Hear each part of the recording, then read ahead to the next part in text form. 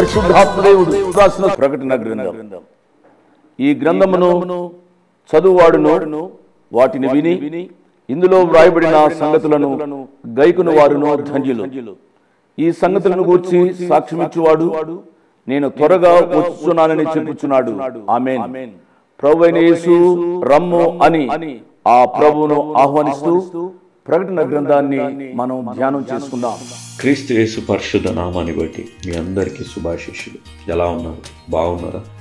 మానవుని జీవితంలో ఎన్నో శ్రమలు, ఎన్నో కష్టాలు, ఎన్నో భయాలు మన జీవితాల్లో ఉంటాయి.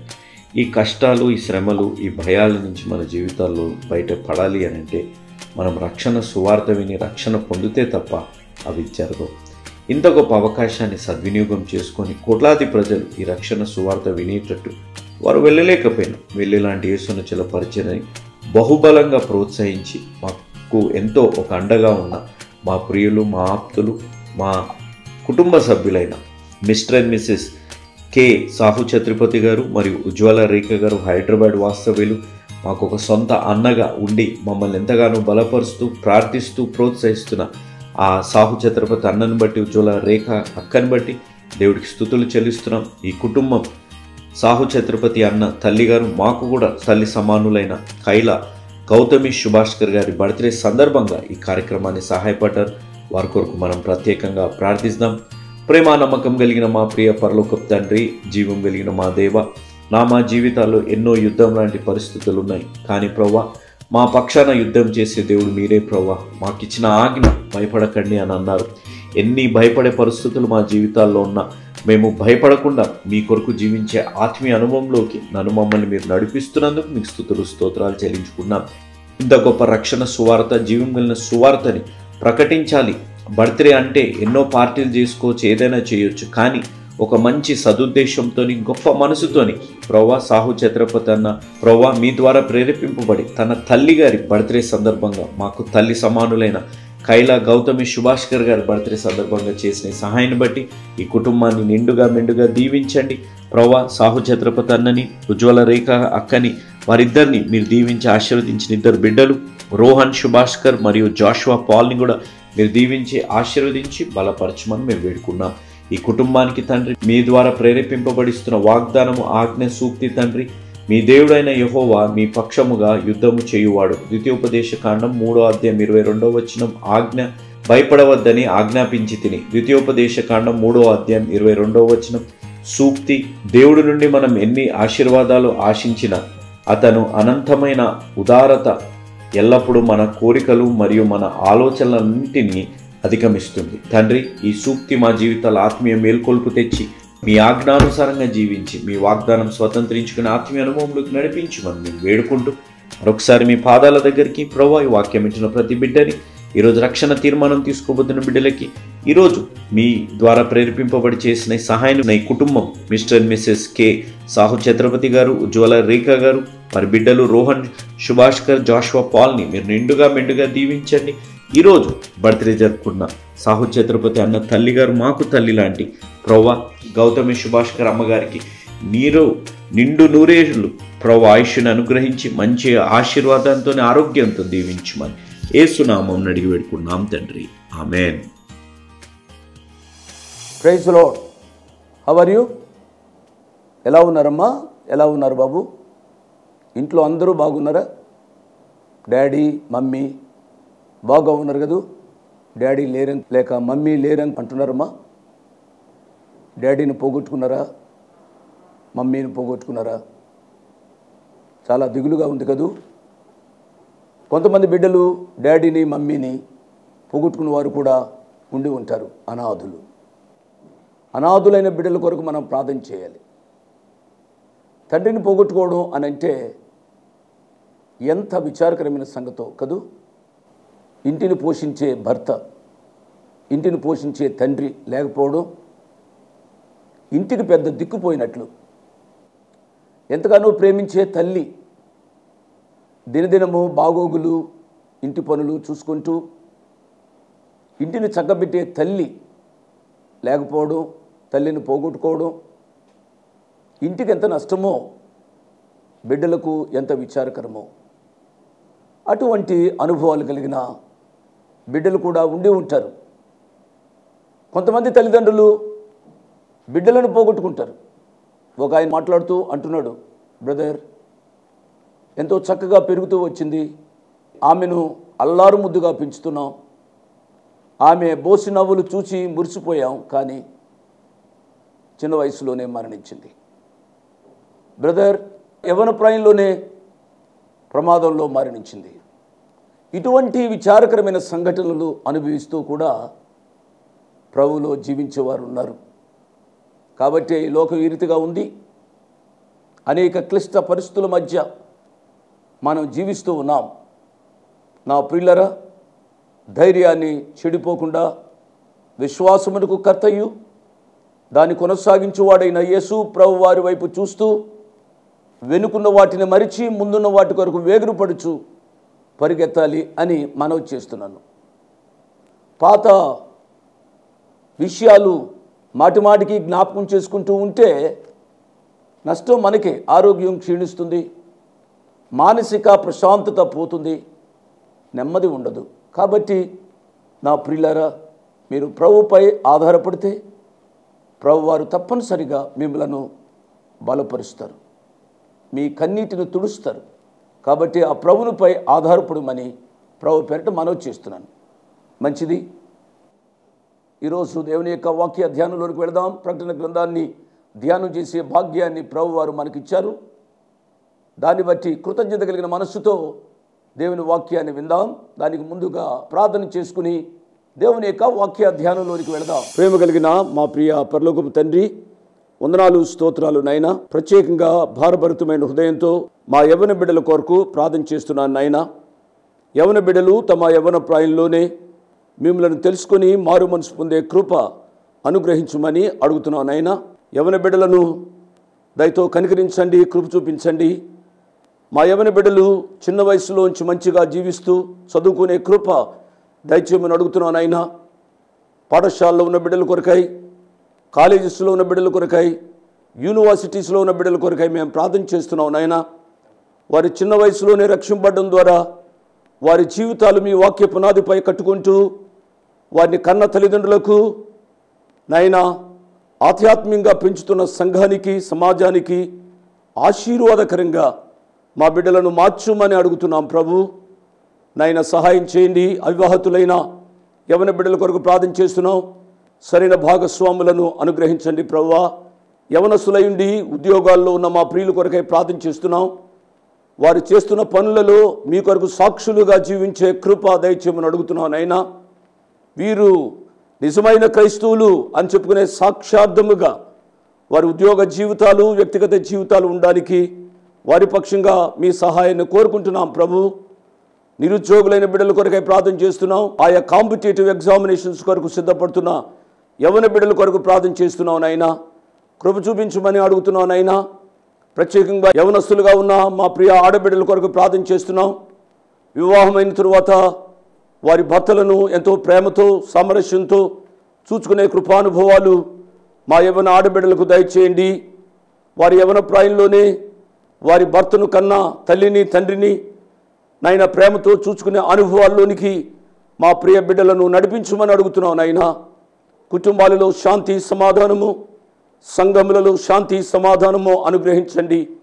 మా దేశంలో కూడా శాంతి సమాధానం అనుగ్రహించండి. దేశంలో, సంఘంలో, కుటుంబంలో శాంతి సమాధానం ఉండాలి అనగా శాంతి ప్రదాత, సమాధానకర్త అయిన యేసు ప్రభు వారిని వారి హృదయాల్లో కలిగి ఉండాలి అనే ఆశ మా ప్రతి ఒక్కరికి అనుగ్రహించమని అడుగుతున్నాం ప్రభు. వాక్యం వినడానికి వచ్చిన ప్రతి బిడ్డను నిండారుగా దీవించుమని, వారి యొక్క శారీరక, మానసిక, ఆధ్యాత్మిక అక్కరలు మీ కృపలోంచి తీర్చుమని యేసు ప్రభు వారి పుణ్యనామమున స్తుతించి గణపరిచి వేడుకున్నాము తండ్రి. ఆమేన్. ప్రార్థనలో పాల్గొన్న మీ అందరికీ నా ప్రత్యేక వందనాలు. మరొకసారి చెప్తున్నాను, యవ్వన బిడ్డలారా, మీ యవ్వన ప్రాయాన్ని పాడు చేసుకునవద్దు. This a very very good age, this a very dangerous age. యవ్వన ప్రాయాన్ని మీరు మలుచుకోగలిగితే గొప్ప ఉన్నత స్థాయికి వస్తారు. ఈ యవ్వన ప్రాయంలోనే ఏదైనా చిన్న పొరపాటు చేస్తే మీ జీవితంలో తదుపరి పరితపించవలసి వస్తుంది. యవ్వన బిడ్డలారా, దేవుని వాక్యాన్ని ప్రతిరోజు చదవండి. అనుకూలతను బట్టి దేవునికి సన్నిధానంలో కొన్ని నిమిషాలైనా గడపండి. మీ చదువులు సక్రమంగా చదువుకోనండి. తల్లిదండ్రులకు సహాయపడండి. ఎన్నడూ కూడా తల్లిదండ్రులను ఎదిరించవద్దు.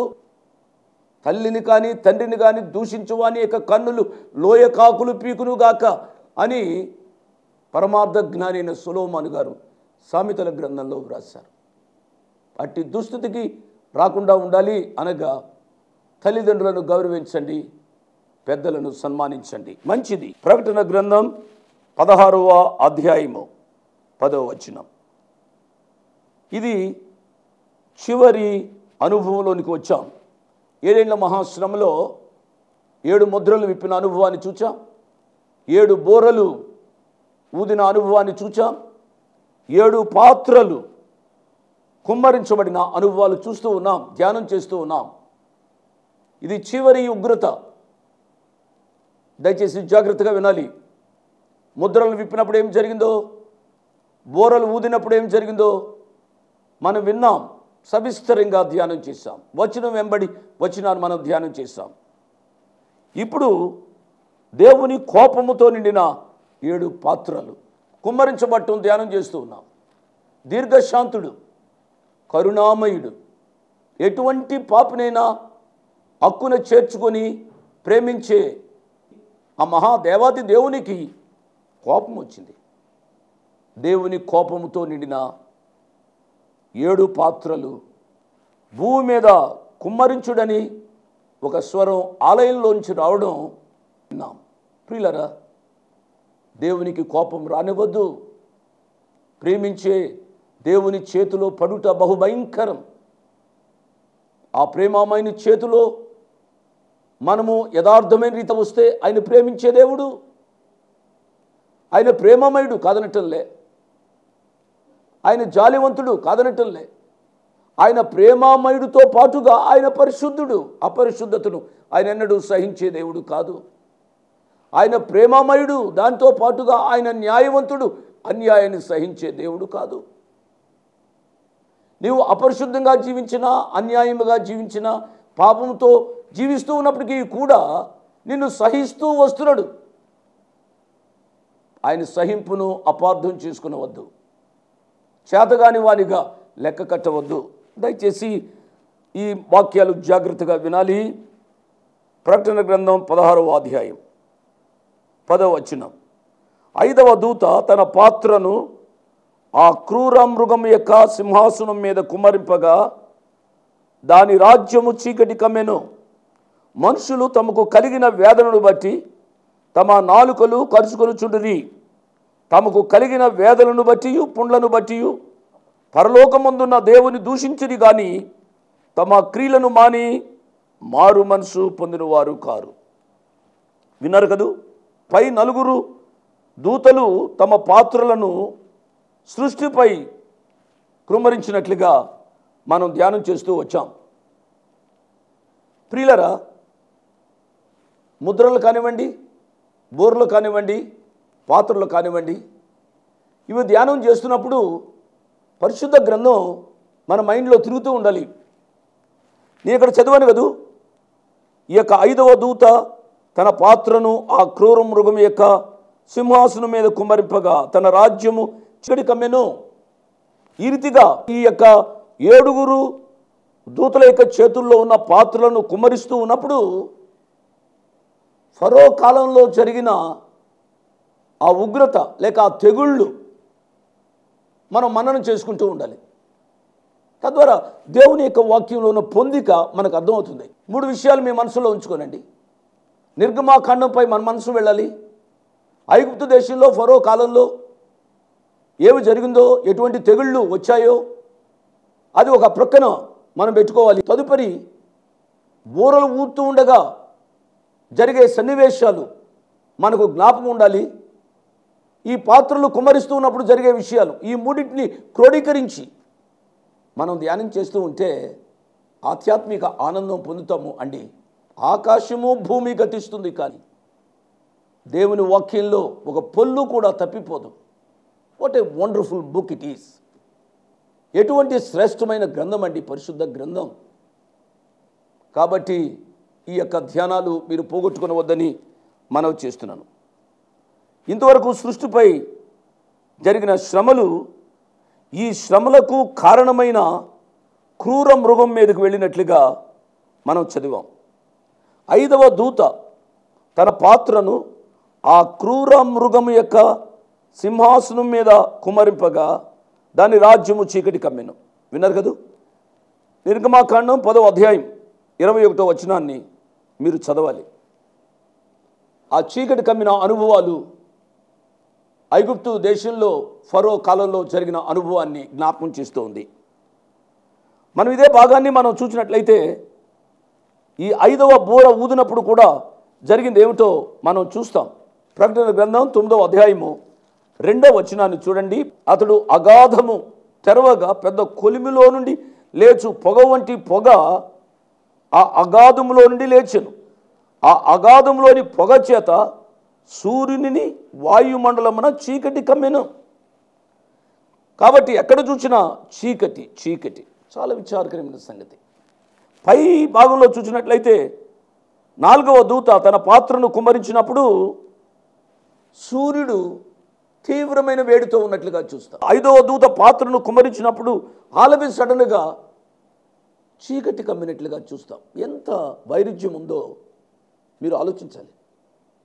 నా యొక్క మనవి, ఎవ్వరూ కూడా ఈ వాక్యాన్ని వింటున్న వారు ఎవ్వరూ కూడా ఇటువంటి అనుభవాలు గుండా వెళ్ళకూడదు.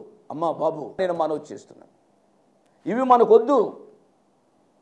మనకు కావాల్సింది ఒకే ఒకటి, ఆ కడబూర శబ్దం వినగానే ఆ ప్రభువుని ఎదుర్కొనే అనుభవంలోనికి రావాలి అని అపేక్షిస్తూ ఆ ప్రభువు కొరకు జీవించాలి. ఆయన రాకడెప్పుడో మనకు తెలియదు, మన పోకడెప్పుడో మనకు తెలియదు. ఆయన రాకడకు మన పోకడకు మధ్యలో ఉన్నాం. కాబట్టి యథార్థమైన రీతిగా జీవించటానికి మనం తీర్మానం చేసుకోవాలి అని ప్రభు పేరిట నేను మనవి చేస్తూ ఉన్నాను. ఆ క్రూర మృగం యొక్క సింహాసనం మీద కుమరింపగా దాని రాజ్యము చీకటి కమ్మెను. ఈ చీకటి గూర్చి యోవేలు ప్రవక్త ప్రవచించాడు. ఆమోసు ప్రవక్త ప్రవచించినట్లుగా మనం చూస్తాం.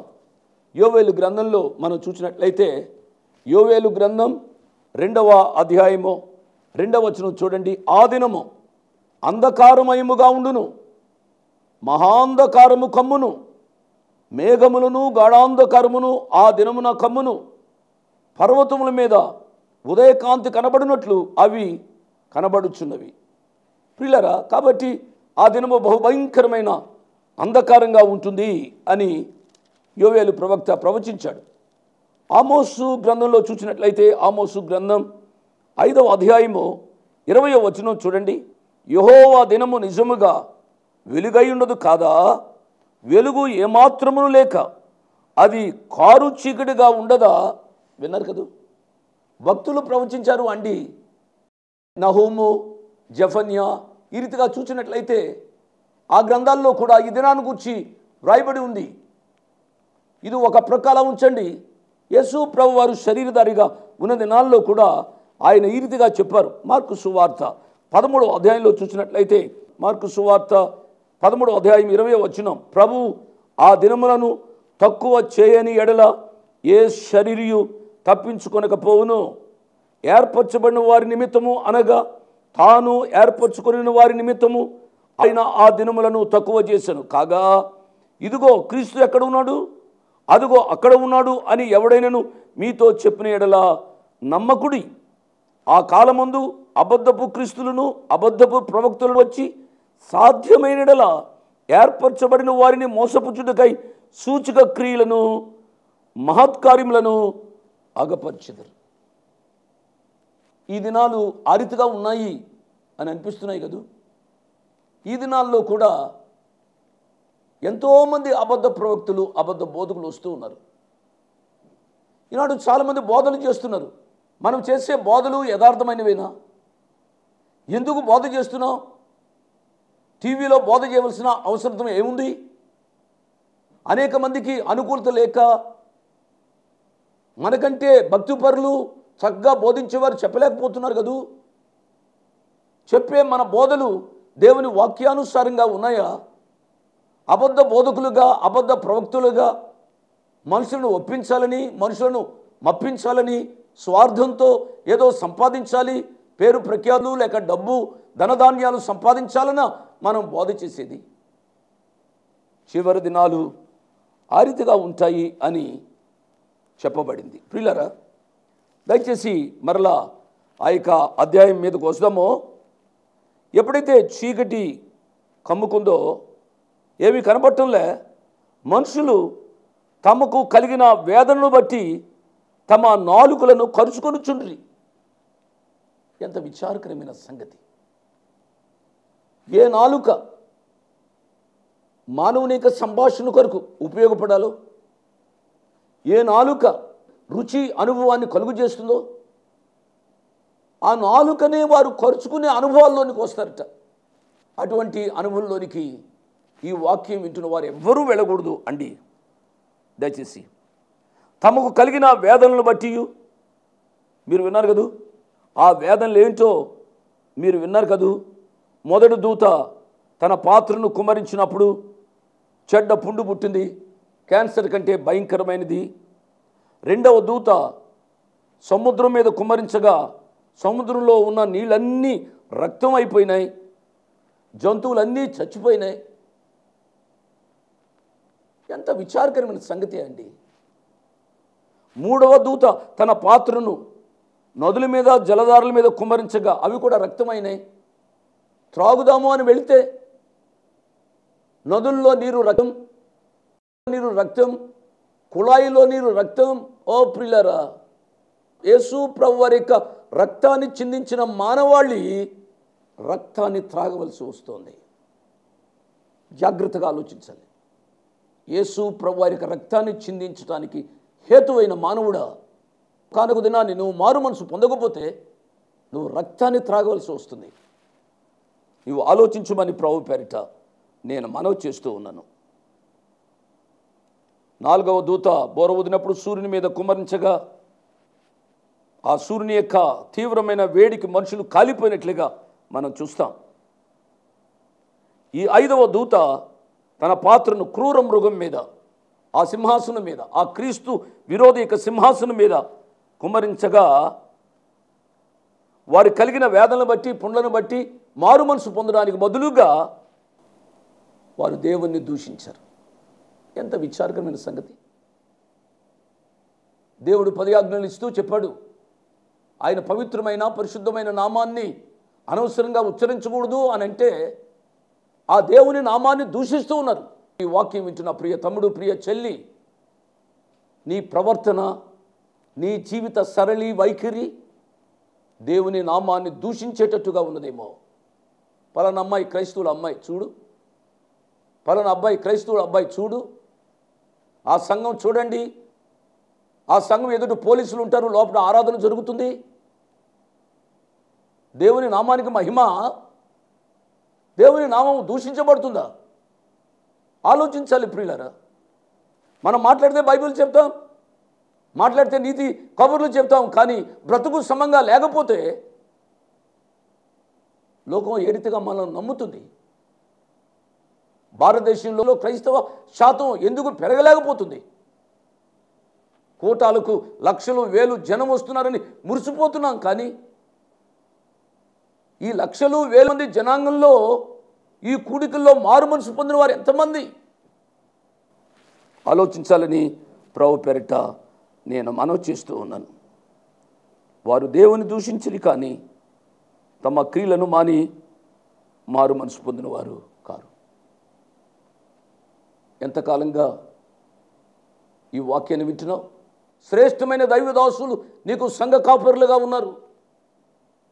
అనేక పర్యాయాలు దైవ సేవకులు నీ గ్రామానికి వచ్చి, నీ పట్టణానికి వచ్చి వాక్యం చేత నిన్ను ఆదరించారు, హెచ్చరించారు. మారు మనసు పొందావా? ఇంకా మారు మనసు పొందకపోతే నీవు కూడా అలాగే నశిస్తావు. ఇటువంటి అనుభవంలోనికి రాకూడదు అని ప్రభు పేరిట నా 2 చేతులు జోడించి మీకు మనవి చేస్తున్నాను. ఈ దినము నీది, మరుక్షణం నీది కాదు. ఎంతోమంది ఇంటిలోంచి బయలుదేరి ఆఫీస్కి వెళుతూ లేక పలానా చోటుకు వెళుతూ ఏదో యాక్సిడెంట్ ద్వారా మరణించిన వారు ఉన్నారు. దేవుడు ఇంకా నిన్ను సజీవంగా ఉంచాడు. నువ్వు తినే తిండా, కట్టే బట్ట, చేసే ఉద్యోగమా, నీకున్న ఆస్తిపాస్తులా? ఆయన కృప, ఆయన కనికరం. తల వంచి రుణపడి దేవునికి స్తోత్రాలు చెల్లించాలి. వారు మారు మనసు పొందిన వారు కారు. 6వ దూత తన పాత్రను కుమ్మరించినట్లుగా మనం చూస్తాం. 12వ వచనం. 6వ దూత తన పాత్రను యూఫ్రటీసు అను మహానది మీద కుమ్మరింపగా తూర్పు నుండి వచ్చు రాజులకు మార్గము సిద్ధపరచబడినట్లు దాని నీళ్లు ఎండిపోయిను. వినరా? ఈ మాట నేను చదువుతున్నప్పుడు, యూఫ్రటీస్ అనే మాట చదువుతున్నప్పుడు మన మనస్సులు 9వ అధ్యాయము 13వ వచనం మీదకు వెళ్ళాలి. వెళ్ళే అలాగే వెళితే మీరు ఈ వాక్యాన్ని క్రమంగా ఫాలో అవుతున్నారని అర్థం. 9వ అధ్యాయం 13వ వచనం. 6వ దూత బూర ఊదినప్పుడు దేవుని ఎదుట ఉన్న సువర్ణ బలిపీఠం యొక్క కొమ్ముల నుండి ఒక స్వరము యూఫ్రటీస్ అను మహానది యొద్ద బంధింపబడి ఉన్న 4 దూతలను వదిలిపెట్టుమని బూర పట్టుకుని ఉన్న ఆ 6వ దూతతో చెప్పుట వింటిని. 6వ దూత తన పాత్రను ఉపయోగించినప్పుడు యూఫ్రటీస్ను గూర్చి వ్రాయబడింది. 6వ దూత బూర ఊదినప్పుడు కూడా యూఫ్రటీస్ గూర్చి వ్రాయబడింది. ఈ యూఫ్రటీస్ గూర్చి ఇంత ప్రాధాన్యత ఏమిటి? ఈ యూఫ్రటీస్ నది యొక్క ప్రాముఖ్యత ఏమిటో వచ్చే పాఠంలో ధ్యానం చేసుకుందాం. ఆ మిగిలిన భాగాన్ని చదువుకొని సకాలానికి రండి. వాక్యాన్ని విన్నా మీరు ఆ వాక్యాన్ని జీవితాలకు అన్వయం చేసుకుని దాని ప్రకారం జీవించడానికి తీర్మానం చేసుకునండి. అటు కృపాధన్యత వాక్యం విన్న ప్రతి బిడ్డకు పరిశుద్ధాత్మ దేవుడు అనుగ్రహించునుగాక. ఆమేన్. Praise the lord. మీ ముందుకు రావడానికి ఒక ప్రాముఖ్యమైన కారణం, మేము ఈ టీవీ పరిచర్యని ఎందుకు ప్రారంభించాం, ప్రాముఖ్యంగా తండ్రి అయిన నాన్నగారు, కీర్తిశేషులైన నాన్నగారు జోష్ అన్నగారు ఎందుకు ప్రారంభించారు అనేది వారి మాటల్లోనే విందాం. ఈ కార్యక్రమాన్ని నిర్వహించడానికి నేను ఎంతో ధైర్యం చేశాను అనే విషయాన్ని జ్ఞాపకం చేస్తున్నాను. డబ్బుండి ఈ కార్యక్రమాన్ని ప్రారంభించలేదు. నన్ను రక్షించి ఇంతవరకు పిలిచిన ప్రభు ఉన్నారు అని, తదుపరి విశ్వాసులైన మీరు ఉన్నారు అనే ధైర్యంతో ఈ కార్యక్రమాన్ని కొనసాగిస్తున్నాం.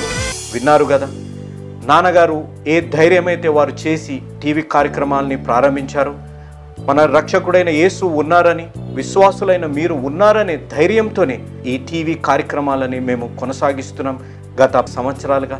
ఇక ముందు కూడా మేము కొనసాగించాలి అని అంటే మీలో విశ్వాసులైన మీరు, ప్రేరేపింపబడ్డ వారు మీరు, వచనం వెంబడి వచ్చిన ధ్యానాలు జోషన్న గారివి, పాయింట్ వైజ్ ధ్యానాలు జాన్ స్పర్జన్ గారివి, హీరోస్ ఆఫ్ ది బైబిల్ అనే సిరీస్ ధ్యానాలు భక్త్ సింగ్ నావి కొనసాగేటట్టు మీరు ప్రేరేపింపబడితే, మీరు సహాయం చేసి మీరు నేరుగా నాతోని మాట్లాడవచ్చు.